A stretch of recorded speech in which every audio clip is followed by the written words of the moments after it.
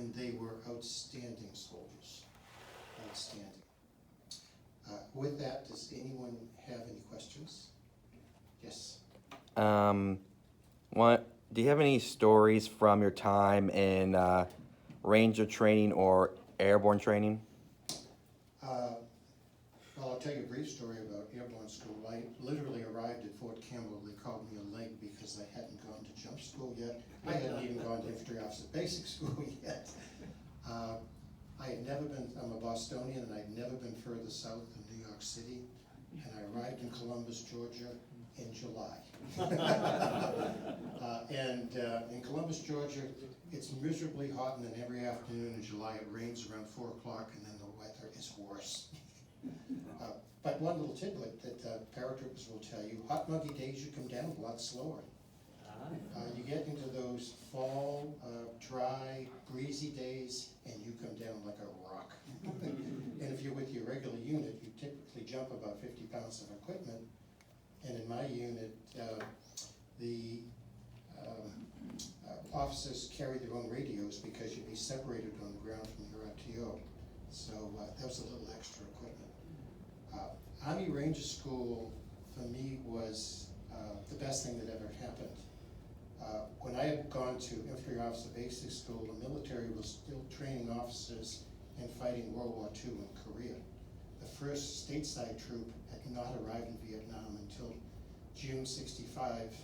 I saw them leave Fort Campbell the day I arrived, which was the 1st Brigade of the 101st. So they were not trained, doing any training in the normal course. Back at Campbell, the unit I was with had an area of operation of Europe. So we were training on things like tank traps, how to fight a regular mechanized unit, and that sort of activity. Army Ranger School was different. Right before I arrived, they totally redid the curriculum and focused on small unit tactics, patrolling. Whoever was in charge understood that there was a war going on in Vietnam, and a lot of officers and senior NCOs were going to be going there. That training was outstanding. Forgetting the emotional part of being in a firefight, Ranger School was the most difficult thing I've ever done in my life. The training was that difficult. We had a 40% dropout rate in my class. And we're talking about, you didn't even get into the school unless you were very physically fit and really wanted to go in those days. So hopefully that answers your question. Any other questions? Yes. A couple of them. One's pretty stupid, but I thought you couldn't wear glasses and be in a combat situation. Am I wrong? Or You're wrong, although with all the heat and humidity, I seldom wore it out in the field. Well, that's why I noticed some of those pictures, I saw you with glasses, but I was thinking, because what if you're out in the middle of a firefight, somehow your glasses get broken? I mean, you basically are not functional. I was probably worried less about breaking my glasses than. Well, I know. I thought No. the military.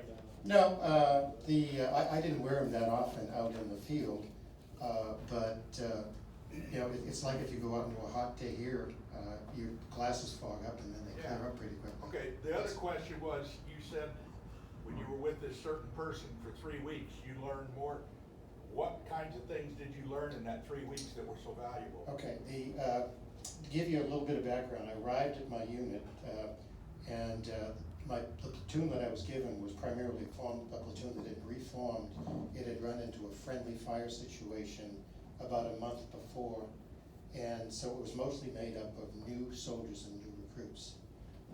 I was given 5 NCOs.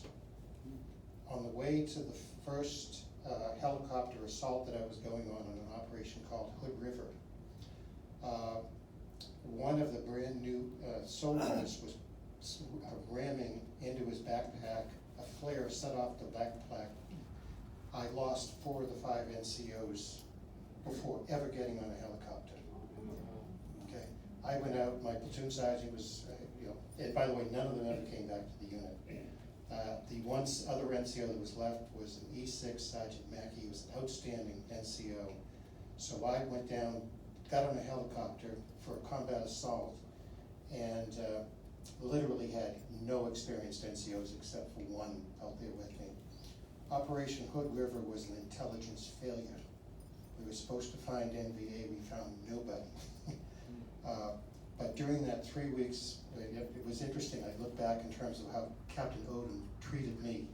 And I should tell you, within my platoon, Odom was West Point. First platoon leader was a former E7 direct commission. Second platoon leader was Ted Orval, military college out of the state of Georgia. I forget the name of it, but it was a very good college at the time. Third platoon leader, former E8 direct commission, and there's the ROTC guy taking over the fourth platoon. And by the way, he doesn't have any NCOs with him. And by the way, I was also the next ranking officer. I was the only first lieutenant, so God help him if anything had ever happened to Odom at that time. During that 3-week period of time, though, Odom, initially let me out on short strings. In other words, initially he was with me the first 1 or 2 times, because when you get out to the field, a lot of times the 4 platoons just separated, and we were doing search and destroy operations. And as I say, thank goodness we found nobody during that particular stretch, to the tune of, after about 2 weeks, I was off on my own, doing my own thing. I'd been given another NCO, so I did get 1 replacement that came in. And you learn an awful lot. And also, as I said, we've been taught an awful lot. I had come from Fort Campbell. I was in a regular Army unit for 1.5 years before going out. We did okay. As I said, I should tell you that during the night of Operation Benton, we didn't tell an awful lot of the story on that particular video, but when the first platoon pulled back through me, I was sitting on the ridge line that was the most logical approach into our company area. And my platoon was attacked by 2 companies that night. And they came up twice, and my soldiers were outstanding. But also the things that I learned, Ranger School, I learned when you have a helicopter coming in, how do you tell the helicopter where to shoot? Well, my platoon sergeant and I we both carried all, God, I'm trying to think of the name of the rounds. We've had green, every 5th round was tracer, okay. My platoon sergeant and I carried all tracers. The way a helicopter would come in and I'd tell him, and I had red tracers and the other guys had green. So I would mark where I wanted that helicopter to put his firepower on by just literally, that's the best way to describe it, just say, 2/3 the way down my stream of fire, that's where I want that ordnance that you're going to drop dropped. It was also coincidental that when literally the Vietnamese soldiers from the north came up on our position, it was coincidental. I actually was calling it a defensive night fire position. So I had 1 gun shooting, but 4 guns rotating with it. And quite literally, just at the right time when they decided to try to overrun my position, I walked 4 artillery rounds right up the hill as they came up. And we saw them because it was a hillside that was pretty open, and they were exposed, and we were devastating to them. I should give you one comment, by the way, which you have to have a little bit of humor in this. I remember later on in my tour, Tom Courtney, the 3rd platoon leader, became our XO, and we came off the field one time, and he had a new company logo for our unit, which was "God help the poor bastards, they have us surrounded." That's true, by the way. Okay, yes. How far was your artillery from you? They had literally gone in. We were the last unit put in. We were the only unit that had immediate ground support from artillery. They were probably 2 miles from us on the top of a hillside. They had gone in before us on the same day, but they were up operating and effective. Gunships are terrific. Artillery can get amazingly accurate with an awful lot of firepower. Yeah. But I'll tell you another lesson that I learned in Vietnam, and this cost me the life of 2 soldiers. When you fire artillery, you don't need an awful lot of information as an infantryman. All you need to know is exactly where you are. Yeah. You got a compass out, that's an azimuth, the direction, and a distance. Yeah. The other thing you better know is where you are, where you're shooting, and where the guns are.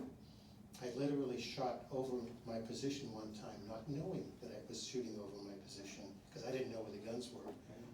We had 1 short round. In Vietnam, everything was wet, and literally 2 people in my platoon were killed as a result of a short round, which was caused by nothing other than just dampness. Yeah. Okay. Yes? You mentioned, I think, when you and I met, that you went to see Colonel Puckett, or is that right? He Oh, wrote a yeah, book and. Yeah, years later, I was at the Infantry Museum at Fort Benning, and I was getting a line, and I had a little symbol on my shirt that I'd served in the 101st. And the docent asked me if I knew a Colonel Puckett. I said, yeah. I served with him, and he told me that he was at the Fort Benning area. And of course, we were leaving the next day, but he said he'd written a book, which I found fascinating because I was in the book. So after I got home, I read the book, but it had his email address there, so I sent him an email and just said, I said, you won't remember me, but we served together and I really enjoyed your book, and I got an email back saying, hell no, what do you mean I wouldn't remember you? And the next time you come to this town, you better see me. Well, Donna's mother was still in the town at the time, so the next time we went and had a delightful breakfast with he and his wife. By the way, Colonel Puckett is one of 2 Medal of Honor winners that has been honored by having his body in the rotunda of the Capitol, died around within the past year. Yes. Curious about the CBS news anchor that filmed you guys and spoke to you out in the field. Do you know his name? Boy, I could tell you later because we sounded like the Marine Corps. We had all these folks out with us. I know the name. Do you? Morton Throckhill. Or Rockhill? Okay. Yeah, it was interesting. The battle was apparently very, very well received back in Saigon or something like that. So we had news reporters come out, and this one particular reporter did some video, and he was the one that did the interviews that Sean beautifully weaved into that discussion. Yes. Maybe one last question, we'll then maybe take a picture of you with the group and. They might break the camera. Oh, no, well, but we still like Gary in it anyways. Oh, no, I'm just, he didn't, he wasn't listening. Okay, yeah, we have one question, but we'll take that. Yes. When you were wounded and they took you out of the field for a couple of days, what was that like for you mentally when you were coming back? This might surprise you a little bit. I went AWOL from the hospital. To come back? To come back, yeah. I mean, this is, you get really, really close to these people. I knew that there was a shortage of NCOs and a shortage of officers at the time. In fact, the hardest thing is when I got promoted to captain, I argued with the colonel, and this was Colonel Puckett had since been, I think he was wounded for about the 5th time, so Colonel Danford was now the battalion commander, and he ordered me on the helicopter to leave. Because I mean, at that time we had a brand new CO who'd been out there for a very short period of time. Tom Courtney had gone back to the XO. Was Ted Orwell and I were the only 2 experienced lieutenants, and I did not want to leave the troops. I will tell you about 3 or 4 days later when I realized that, hey, I'm going to get home. You reach a point out there saying, for me to get out of here in this circumstance, and we did have an awful lot of casualties in the unit I was with, you start saying, the only way I'm going to get out of here is if I'm seriously hurt. And suddenly you realize you're coming home, and I was coming home in about a month. I should also tell you that 2 weeks after I got out of the field, I was diagnosed with malaria and told I was going to Japan. I did not have malaria. The fever broke in about 3 days. And so I got home for Christmas that year. It was wonderful. With that, thank you very much. I was gonna ask